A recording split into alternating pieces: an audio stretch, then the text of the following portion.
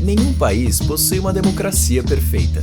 Ela sempre pode ser aperfeiçoada ou destruída. Por isso, é importante avaliar como os governos contribuem para o fortalecimento ou, ao contrário, para o enfraquecimento das instituições democráticas. 50 anos atrás, a maioria dos países da América Latina vivia sob regimes não democráticos, no geral, ditaduras militares de direita. A partir do final dos anos 70 e até o início dos anos 90 do século XX, uma onda democrática percorreu a região. No início do século XXI, parecia que a democracia havia se consolidado na América Latina, à exceção de Cuba, que continuava e continua a viver sob um regime autoritário, nesse caso, uma ditadura de esquerda. Ao longo do século XXI, o presente e o futuro da democracia se tornaram mais incertos na região. Ocorreram retrocessos claros, a exemplo da Venezuela e a Nicarágua, que deixaram de ser democracias. É verdade que, na maioria dos países, a democracia continua de pé, mas sob ataque de líderes, partidos e movimentos autoritários, como se vê no Brasil. Ataques similares aos que acontecem em vários países da região, mas também em outros continentes. Por que a América Latina tem dificuldade de consolidar suas democracias? Por que setores, tanto à esquerda como à direita do espectro político, não têm um claro compromisso com os valores democráticos? O que é preciso fazer para consolidar a democracia na nossa região? Para discutir estes temas, convidamos o ex-presidente da Bolívia e historiador Carlos Mesa, e Tarso Genro, que ocupou os cargos de deputado federal, prefeito, governador e ministro.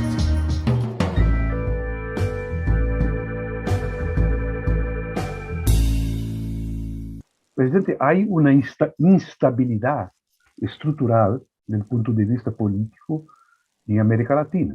Son factores endógenos y factores también que vienen de la externalidad. No hay una diferencia entre el interno y el externo en la economía y en la política global.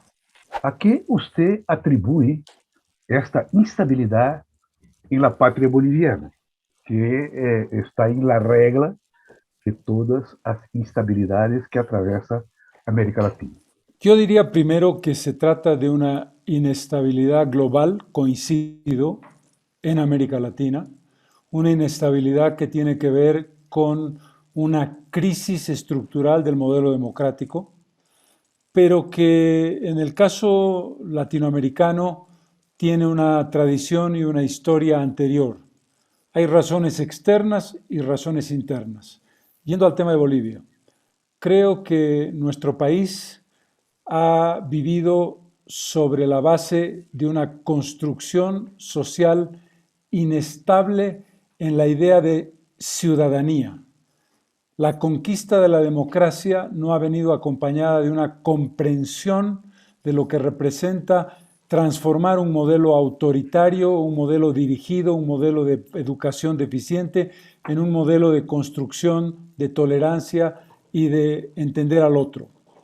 A esto se suma en el caso de Bolivia un factor doble, que es el factor étnico, la influencia de un 40% de población indígena con una tradición y una construcción de valores diferente y con una historia de desigualdad recién resuelta en los últimos 40 años, generó la posibilidad de que viviéramos dos mundos paralelos, un mundo de teorías y de ideas democráticas enfrentado a un mundo de la realidad autoritaria, de discriminación y de racismo. Yo pienso que en toda América Latina hay un fenómeno similar.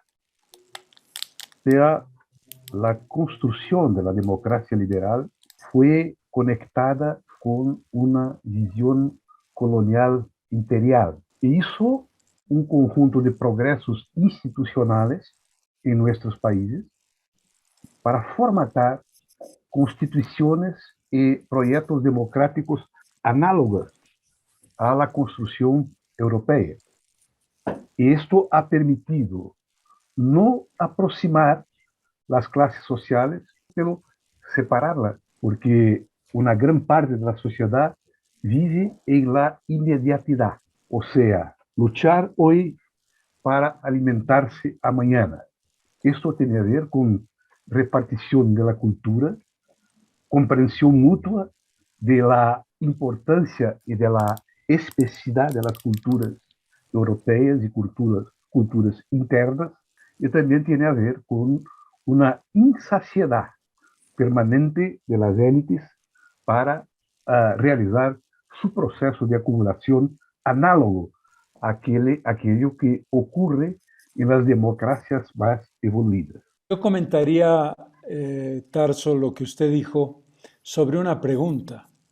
La pregunta de si podemos considerar a América Latina como un escenario geográfico, político, filosófico distinto, tan alejado del modelo que usted ha definido como imperial europeo del que realmente estamos.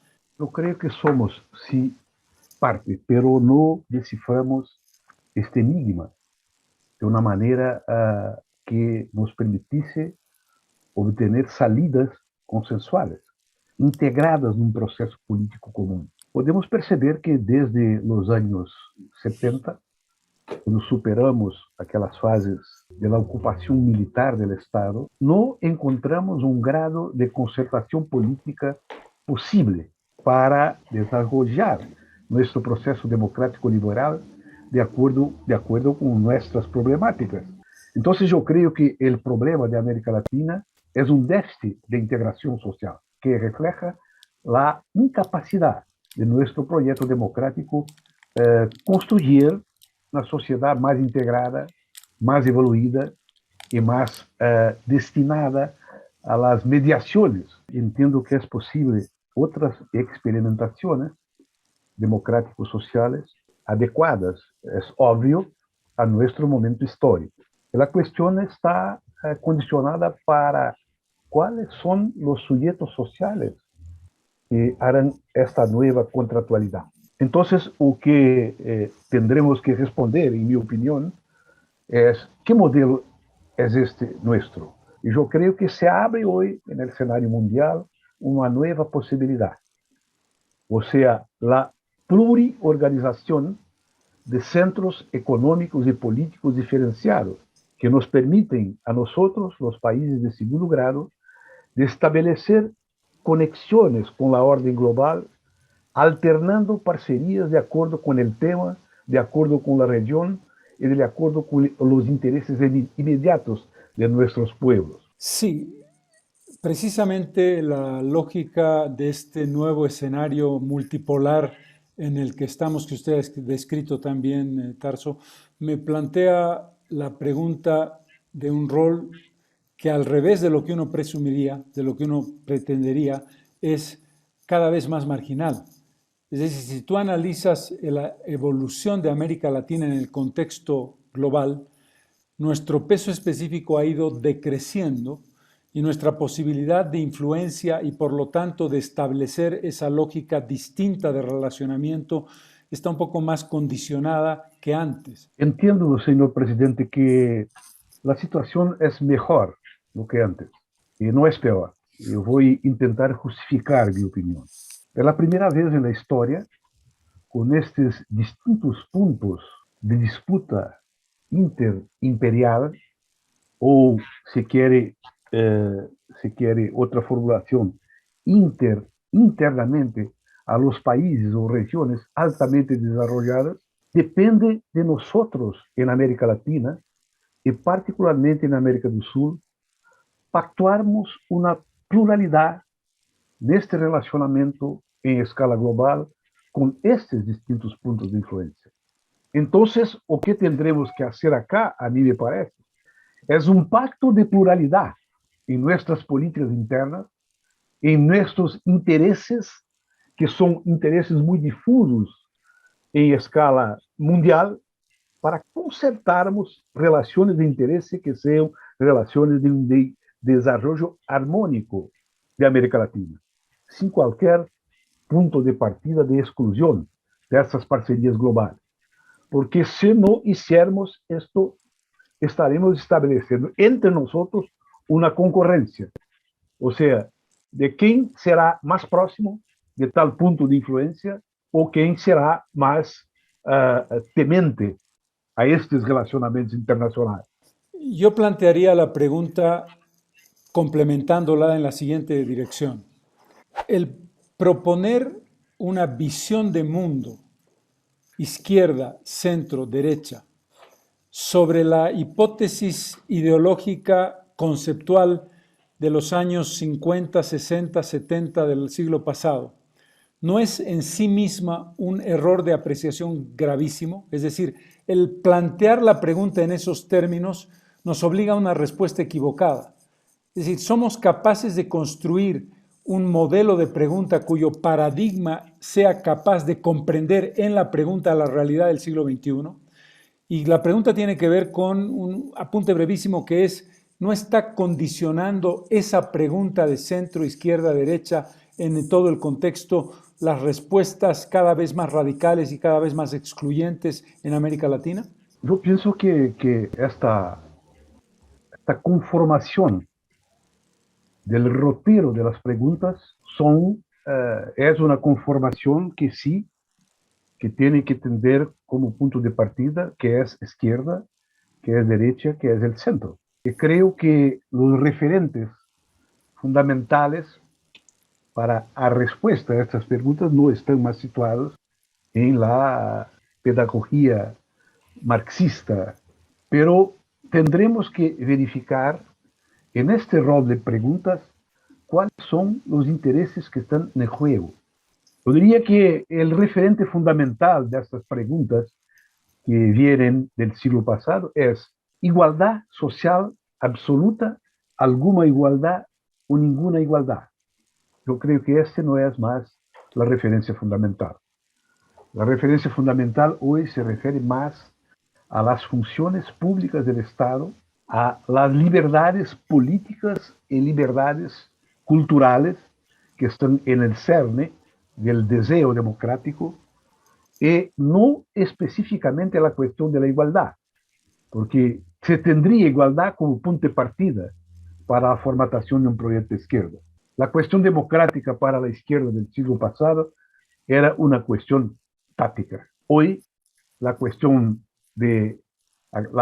estratégica para la problemática de la izquierda es la cuestión de la libertad, la cuestión de la democracia y la cuestión del respeto a los derechos humanos. Probablemente un elemento muy importante es cómo definimos la lógica de la libertad y los derechos humanos como objetivo real a buscar en un sistema plural desde lo que conocimos antes como izquierda. Primero, hay un distingo fundamental, el distingo del concepto de las ideas centrales, de la igualdad, la libertad y los derechos, y la construcción del modelo económico que permitan conseguir ese objetivo. Segundo, cómo entendemos nuestra relación entre la sociedad latinoamericana y el mundo occidental a partir de los valores de democracia, derechos humanos e inclusión que el mundo occidental plantea como referencia. Cuando pasas de la abstracción conceptual a la realidad objetiva, te planteas preguntas concretas. Y el segundo aspecto, la palabra ideologización. ¿Cómo establecemos la lógica de qué entiendes por una política excesivamente ideologizada en términos de la construcción democrática? Y un último punto, nuestras clases medias se han polarizado de una manera muy grande. La clase media brasileña hace 20 años tenía la misma lógica polarizada de hoy. La naciente clase media boliviana tiene la misma lógica polarizada de hoy. ¿Cómo entendemos ese movimiento que es mucho más grande que hace 30 o 40 años como referente de aspiración social de lo que quiere entender como democracia y libertad? Es la cuestión más compleja que estamos debatiendo, es la cuestión de la ideologización, porque tendríamos que situar en un primer momento que se entiende por ideología. Entonces yo entiendo que la tomada como punto de partida de que las ideologías están extintas no es una formulación adecuada a un debate maduro al respecto de la democracia. Lo que tendremos que escucharnos entre nosotros es, en mi opinión, qué ideología puede organizar dentro del sistema de justicia del Estado las mediaciones necesarias para progresivas concertaciones a partir de la idea del respeto a los derechos humanos, el respeto a repartición necesaria del producto social y el respeto a las especificidades individuales y colectivas de los grupos sociales. Yo digo que es posible tendermos concepciones que nos lleven a esta posición. La primera es la transparencia del Estado. La segunda es la organización de formas de participación directa de la sociedad que no sean destructivas de la representación. Entonces, de esta forma podemos sí, tener una visión, un sistema de ideas tendencialmente convincentes para organizar un proyecto social democrático moderno, compatible con nuestra América Latina. Yo quisiera coincidir en algo fundamental. La teoría de que las ideologías han desaparecido o deben desaparecer es una contradicción esencial del propio pensamiento humano. Lo que probablemente pasa es que hemos hecho un sinónimo, ideología igual marxismo o socialismo, ideología igual liberalismo, y no somos capaces de construir un paradigma de pensamiento de transformación a la realidad de hoy, pero sobre todo ser capaces de entender que el dogmatismo es probablemente el gran problema de fondo sobre el que las ideologías han perdido su vigencia. Pero lo fundamental está en que esa visión y ese pensamiento tiene que tener como interlocutor a un otro al que yo respeto. El problema está en que lo que llamamos ideologización es el corte a cuchillo en dos mitades radicalmente opuestas que representan o creen representar visiones de mundo imposibles de compaginar. ¿Por qué? Porque el autoritarismo del pensamiento de la colectividad es lo que manda. La posverdad, las redes sociales, están sustituyendo la posibilidad de la construcción de espacios nuevos de debate.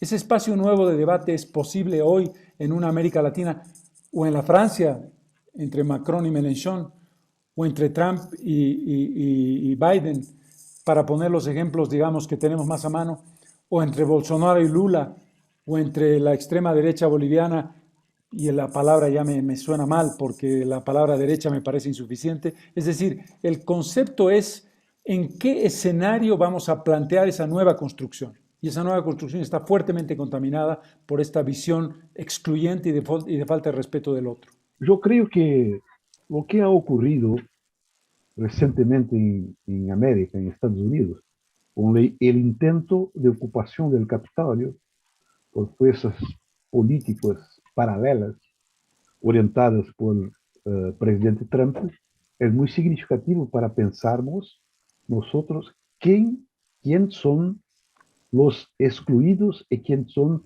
los excluyentes. Hoy estamos perante la siguiente posibilidad. Si no gobernarmos con una frente política amplia que tenga como referencia fundamental la Constitución legítima de 88, no habrá gobierno posible en Brasil. Es necesaria una concertación política estratégica para retirar nuestro país de esta crisis y devolver a todos los agentes políticos, incluidos en la Constitución de 88, el pacto democrático que se ha revelado en aquel momento. Yo vengo de una visión que originalmente fue el nacionalismo revolucionario de los años 50 del MNR de Bolivia, y pasé después a una gran decepción de lo que representaba ese Estado todopoderoso, a una visión más socialdemócrata. ¿Por qué lo hago? Porque creo que este es un tiempo, y en América Latina peculiar y particularmente importante, en el que tenemos que ser capaces de romper complejos y de romper miedos a las palabras y a las definiciones. La lógica histórica del camino de la izquierda marxista latinoamericana pasó por Cuba, pasó por Fidel Castro, pasó por la revolución antiimperialista. Hoy reconociendo lo que eso significó, no puedo menos que decir, Cuba es una dictadura. Independientemente de lo que esto representa, incluso para mí, que fui un gran admirador de Ernesto Che Guevara, y no me inhibe de decir que Venezuela es una dictadura, y no me inhibe de decir que Nicaragua es una dictadura y que El Salvador va camino al autoritarismo dictatorial y que Brasil tiene un presidente autoritario y que el gobierno del movimiento al socialismo está en la autocracia al límite de lo que yo llamo un celofán democrático y un corazón autoritario. Esa construcción tiene imprescindiblemente que desde el lugar que vengamos seamos capaces de comprender que la construcción democrática pasa por categorizar y caracterizar adecuadamente los modelos que se han ido aplicando en América Latina, desde el punto de vista de su construcción y defensa democrática. Es decir, la construcción del respeto al otro para la definición de un espacio común en el que yo y tú seamos iguales, pasa por desenmascarar los dos puntos extremos del espacio político de América Latina. No sé si usted comparte conmigo, señor Tarso. En parte comparto. Sí, yo creo que son condiciones diferentes de existencia política de estos gobiernos.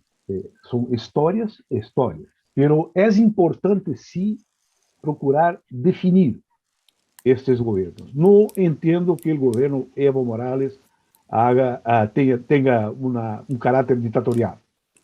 E incluso acompañé, no solamente por la prensa, pero también informes políticos de los periódicos que me llegaban en aquel momento, del libro que pasaron en Brasil, que hubo un proceso constituyente en Bolivia. Y que este proceso constituyente fue interrompido por un proceso político democrático dentro da Bolívia, com a impossibilidade do presidente Evo Morales chegar novamente ao poder. Ou seja, tiene tentações autoritárias dentro do regime boliviano. Não creio que seja mais autoritária do que lo que hizo, por exemplo, o presidente Trump, tentando golpear a Constituição dos Estados Unidos.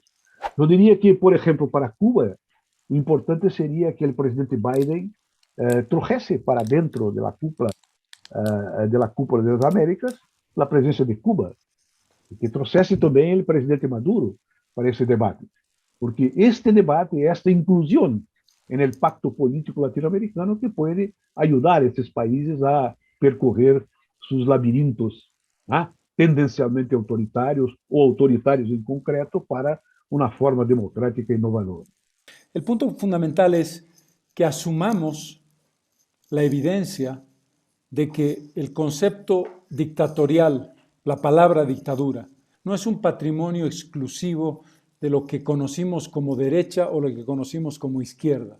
Es una expresión que está destruyendo la posibilidad de este espacio en el que compartimos. Creo que usted y yo tenemos elementos comunes de análisis y evaluación de la realidad de presente y futuro de América Latina, siempre y cuando entendamos que esa construcción requiere flexibilidad de pensamiento, eliminación de dogmatismos y comprensión de que el cambio climático, el paradigma productivo, la construcción de la integración son elementos que no pueden apoyarse en los viejos pilares de nuestro pensamiento clásico y tradicional. Tenemos que construir un nuevo paradigma ideológico que integra globalización, mercado abierto, responsabilidad social del Estado y la posibilidad de decir cómo garantizamos derechos humanos, libertad e igualdad en un escenario en el que la polarización de la posverdad nos está distorsionando la interpretación de a quiénes nos referimos. ¿Cuáles son las bases reales de la sociedad a la que hablamos?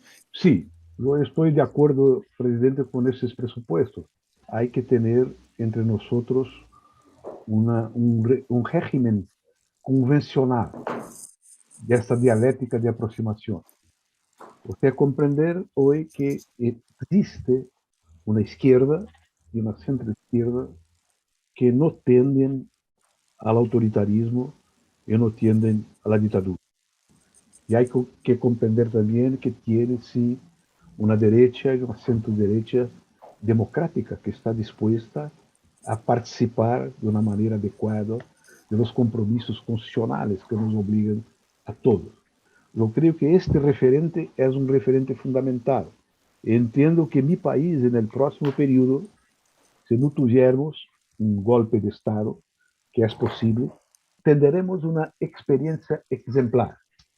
Porque si ustedes tienen las cuestiones concretas que vienen de la fuerza que tienen las culturas originarias en sus países, nosotros tenemos en Brasil hoy multidões extraordinarias que tienen hambre.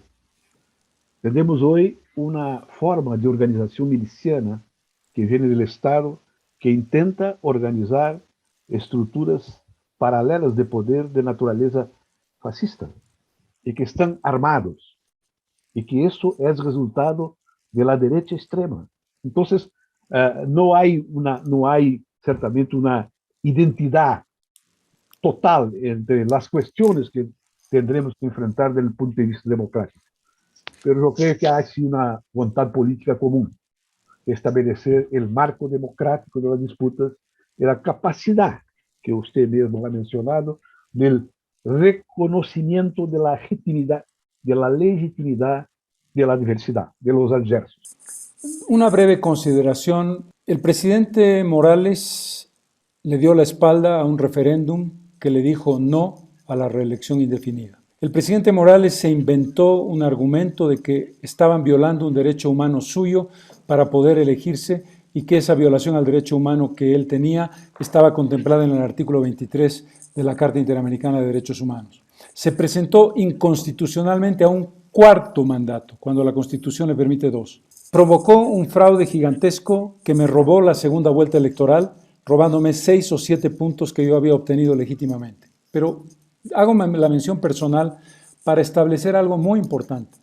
El concepto de que mi legitimidad de origen me da la legitimidad de ejercicio indefinida con cheque en blanco no es aceptable.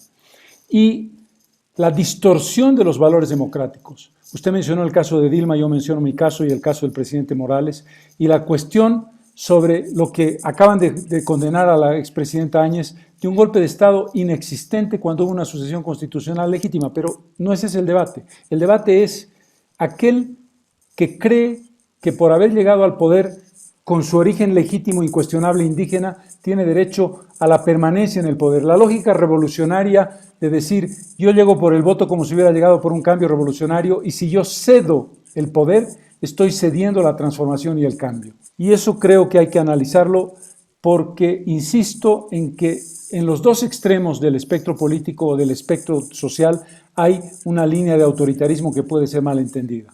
Yo entiendo como ha entendido que Evo Morales erró gravemente en intentar su cuarto mandato. Y he dicho esto acá en Brasil cuando fue encuestado al respecto de esta cuestión.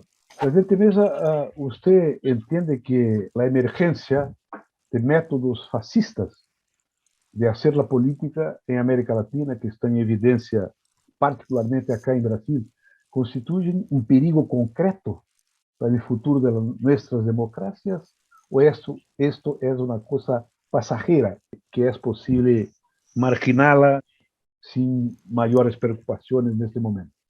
Definitivamente me parece que son los desafíos más grandes que tenemos que enfrentar.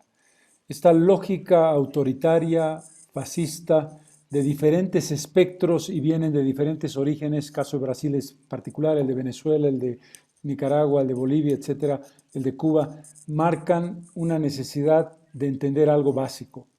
Estamos atravesando una crisis de consolidación de la democracia de América Latina que parecía muy sólida y muy bien encaminada desde el punto de vista conceptual al principio del siglo XXI. Y estos aspectos que usted menciona son extremadamente graves. Estamos viviendo un momento de gran confusión. Ojalá solo en América Latina. Lo vive Europa, lo vive Estados Unidos y lo vive, por lo tanto, el conjunto de quienes creemos que esos valores son esenciales. América Latina ha sufrido un quiebre, un dislocamiento brutal en su proceso de integración por la hiperideologización no entendida como negativa la palabra ideología, sino entendida como amigo-enemigo. Es decir, o eres liberal o eres socialista o eres economía mixta y si no estás conmigo estás contra mí y destruimos los mecanismos de edificación de un proceso de integración para defender intereses de nacionales individuales, Bolivia, Brasil, Argentina, etcétera, e intereses colectivos de región. Creo que hay que reformular completamente los procesos de integración que hoy día son una sopa de letras de N organizaciones, todas dislocadas una de la otra, para construir un proceso de integración mucho más coherente.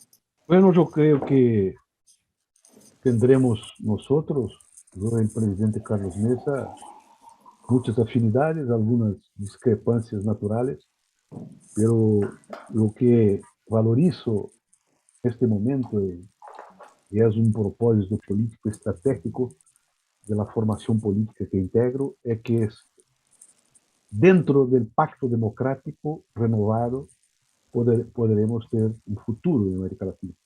Fuera de ello, será el caos, será la violencia, será la emergencia de los diversos tipos de autoritarismo que tienen asolado a humanidad en este século.